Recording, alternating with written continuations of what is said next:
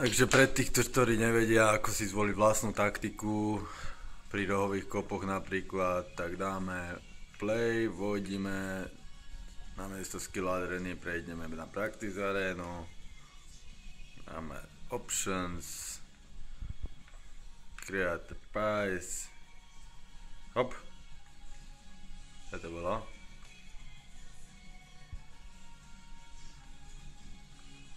Ešte raz.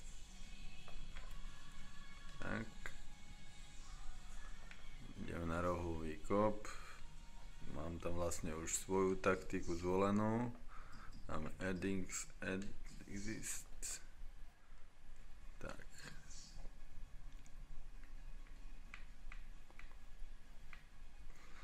Dobre.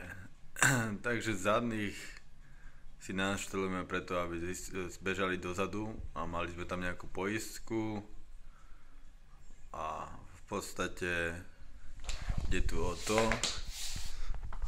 aby sme hráčov odviedli proti hráčov preč, s tým, že keď budeme kopať od rohového kopu, aby títo hráči nám odišli preč, títo hráči naši ťahajú iných hráčov dole, proti hráčov, tým pádom v strede sa nám vytvorí voľný priestor a môžeme centrovať z rohu na roh 16, zhruba sem, a tento hráč sa bude ťahať sem a odtiaľ to môžeme voľne strieľať, kde bude mať voľný priestor.